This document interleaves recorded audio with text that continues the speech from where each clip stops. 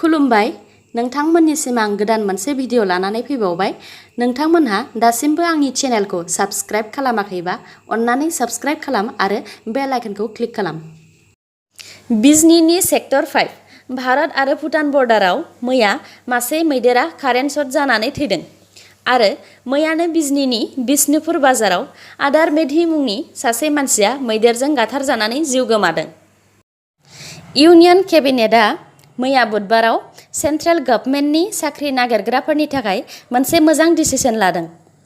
Union केबिनेटआ मैया NRA national recruitment agency दानायनि थाखाय राजि जाबाय। बे NRA नि गेजेरजों गासै सेन्ट्रेल गभर्नमेन्ट साख्रिनि ग्रुप बी आरो ग्रुप सी नन टेक्निकेल पस्टनि थाखाय मोनसेल' कमन इलिजिबिलिटि टेस्ट होनांसिगोन।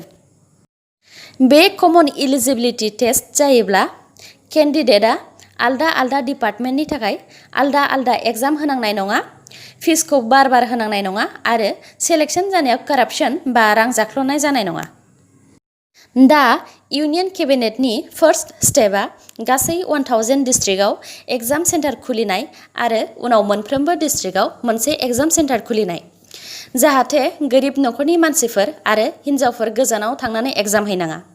बे NRA आव SSC, RRB, IBPS, ministry of railways आरो मिनिस्ट्रि अफ फाइनान्स डिपार्टमेन्टनिफ्राय मेम्बार्स थागोन। सोलोंनो गोसो थायोब्ला मानसिया गासैखौबो खालामनो हायो। COVID-19 नि थाखाय गासै स्कुल आरो कलेज बन्द जानायनि जाहोनाव दा अनलाइन क्लास सोलिगासिनो। नाथाय भारतनि माखासे मानसिफ्रा नेट गैयैनि थाखाय अनलाइन क्लास लानायाव गोबां प्रब्लेम्स जादों। महाराष्ट्र नांदरबार डिस्ट्रिक्टनि दारगाव गामियाव अनलाइन क्लास लानो थाखाय लक्ष्मण पावार मुंनि सासे टिचारा स्टुडेन्टसफोरखौ एखनब्ला बिफांसा आरो एखनब्ला हाजोआव गाखोनानै अनलाइन क्लास फोरोंदों। UGCआ कलेज आरो इउनिभार्सिटि फोरोंगिरिफोरनि अरिजिनेल डकुमेन्ट्सखौ लाखिनो मोननाय नंला होननानै वार्निं होदों। मानोना गोबां फोरोंगिरिफोरानो साबसिन सुबिदा मोनब्लाबो अरिजिनेल डकुमेन्ट्स गैयैनि थाखाय गुबुनाव थांनो मोना। दखानाव फै, बुस्थु बाय आरो 24 घन्टानि गेजेराव कर'ना पजिटिभ जायोबा 50,000 केशबेक मोनगोन। बे एडभार्टाइजखौ केरेलानि सासे इलेक्ट्रनिक दखानदारा ग्राहक बारायनो थाखाय 15 आगस्तनिफ्राय 30 आगस्तसिम अफार होदोंमोन। कर'नानि समाव बेबायदि एडभार्टाइज होनायनि थाखाय बिनि दखानखौ बन्द खालामनानै होनाय जाबाय आरो दखानदारनि एगेन्स्टै केसबो होनाय जाबाय। भारत भुटाननि बर्डाराव दासान्दि बयजोंबो मिथिजानाय पिकनिक स्पट सरलपारानिफ्राय सासे मानसिनि गोथै देहा मोननाय जादों। बिनि मुङा मोगथां बसुमतारी, बियो गसाइगाव डिस्ट्रिक्टनि सान्तिपुर वार्ड नं 1 नि।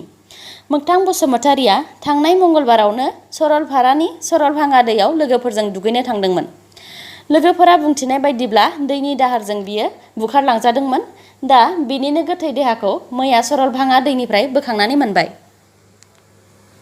इउनियन केबिनेटआ गुवाहाटी एयारपर्टखौ लानानै मोनथाम एयारपर्टखौ आदानि ग्रुपनो 50 बोसोरनि थाखाय लिज बा कन्ट्रेक्ट होनायखौ राजि जाबाय।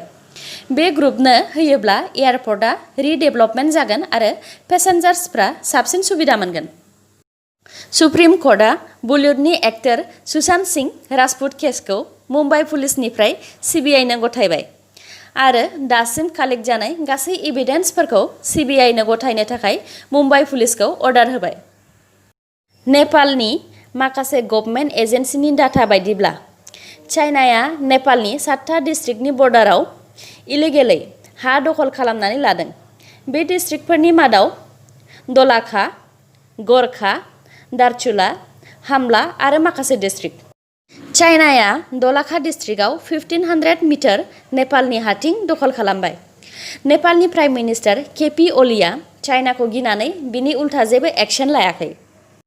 जोबनायाव दङ भारत आरो आसामनि कर'नानि आपडेट।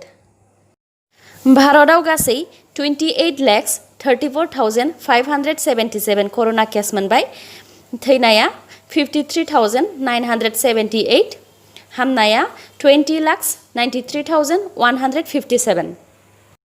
आसामाव दासिम 84,370 नि देहायाव कर'ना पजिटिभ मोनबाय। बिनिनो 58,294 जनखौ हगारनानै होनाय जाबाय।